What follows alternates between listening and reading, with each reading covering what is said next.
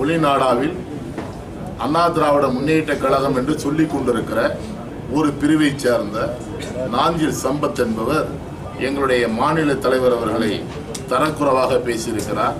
அவருடைய நாவை அடக்கிக் கொள்ள வேண்டும் என்று இந்த கூட்டத்தின் வாயிலாக நான் அவருக்கு கடுமையான எச்சரிக்கை விடுக்கிறேன். இனியும் அவர் பாரதிய ஜனதா கட்சியினுடைய தலைவரை பற்றியோ அல்லது எங்களுடைய தேசிய செயலாளர் ராஜா போன்றவர்களை பற்றியோ இனியும் தவறான முறையிலே அவர் பேசிக் கொண்டிருப்பாரையானால் பாரதிய ஜனதா கட்சி வேறு மாதிரியாக அவரை சந்திக்க வேண்டிய சூழல் வரும் என்பதை அவருக்கு நான் எச்சரிக்கை கடமைப்பட்டிருக்கிறேன். அடுத்த இன்றைக்கு துணை ஜனாதிபதியாக தேர்வு செய்யப்பட இருக்கிற எங்களுடைய மூத்த தலைவர் மரியாதைக்குரிய வெங்கையா நாயுடு அவர்களுக்கு கரூர் மாவட்ட செயற்குழு கூட்டத்தின் சார்பாக வாழ்த்துக்களை தெரிவித்துக் கொள்கிறோம். வருகிற 22, 23, 24ஆம் தேதி அன்று எங்களுடைய தேசிய தலைவர் மேதகு அமித்ஷா அவர்கள் தமிழகத்திற்கு அரசியல் பயணத்தை மேற்கொள்ள இருக்கிறார்கள். அப்பொழுது பலவிதமான முடிவுகள், நல்ல முடிவுகள், தமிழகத்தினுடைய எதிர்காலத்தினுடைய அரசியல் சாரம்சங்கள் எல்லாம் அவர்கள் வெளிப்படுத்துவார்கள் என்று இந்த நேரத்தில் நான் தெரிவித்துக் கொள்கிறேன். கரூர் பாராளுமன்றத்தை பொறுத்தவரை வருகிற நாடாளுமன்ற தேர்தலில் பாரதிய ஜனதா கட்சியினுடைய முதல் வெற்றி தொகுதியாக கரூர் பாராளுமன்ற தொகுதியை மாற்றி அமைக்க வேண்டும் என்பதற்காக தலைமை இங்கே பொறுப்பாளராக என்னை நியமித்திருக்கிறது.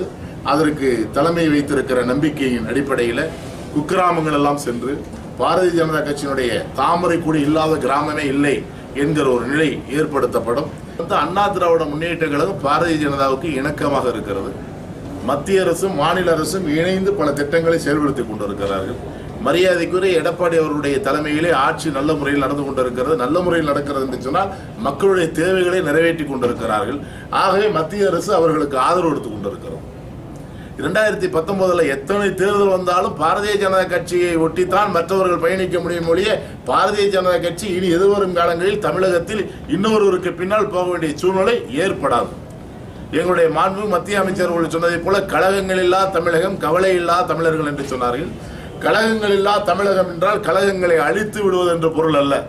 கழகங்கள் எங்களோடு வைத்துக் கொண்டு பாரதிய ஜனதாவை முன்னிறுத்தப்படுவதுதான் கழகங்கள் இல்லா தமிழகம். யாரையும் அழிக்க வேண்டும், யாரையும் புறக்கணிக்க வேண்டும் என்ற எண்ணம் பாரதிய ஜனதாவுக்கு இல்லை.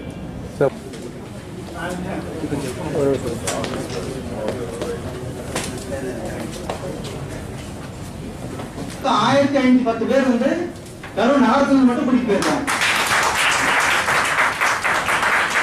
ரொம்ப கஷ்டப்பட்டு வேலை பண்ணா. ஆனா நீங்க வந்து இனிமேல் 1000 இல்ல 5000 பேர் கூட்டிட்டு போனாலும் நம்மளுக்கு அந்த 2000 தாராளம் சொல்லலாம். அதுக்கு வர அளவுக்கு ஆட்கள் இருக்காங்க. மாவட்டம் அதுக்கு தகுந்த மாதிரி வாங்க உஜ்வாலா கேஸ் இணைப்புக்கு ஏற்பாடு பண்ணிட்டு இருக்கோம். பட் விசாரணை பண்ணி நடந்துட்டு இருக்கீங்க.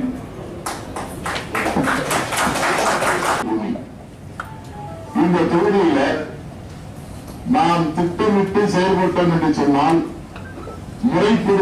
அந்த பொண்ணை கூட மன்னிச்சிருக்கிற மனத்தன்மை வந்து உலகத்திலே நரேந்திர மோடியை தவிர யாருக்குமே காரணம் என்னவென்றால் இந்த நாட்டை தாயை போல் பாவித்துக் கொண்டிருக்கிறார். இந்த நாட்டை காவல்காரனை போல் காவல் காத்துக் கொண்டிருக்கிறார். இந்த நாட்டினுடைய கடன்களை ஊழியனை போல் உழைத்துக் கொண்டிருக்கிறார். ஆகவே தன்னை பற்றி பேசுகிறவர்கள், தன்னை பற்றி விமர்சனம் செய்வர்கள், தன்னை பற்றி எதிர்ப்பவர்கள் அவருக்கு முக்கியம் அல்ல.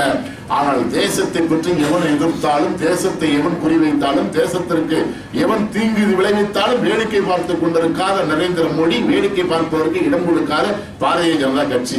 இதுதான் நம்முடைய தாரக மந்திரமே. சொல்லிக் கொண்டிருக்கிறேன். தேசிய செயலாளர் முரளிதரன் அவர்களை 2 தினங்களுக்கு முன்னால் ஹைதராபாத்தில் திருமணத்தில் சந்திக்கிற போது கூட நான் அதை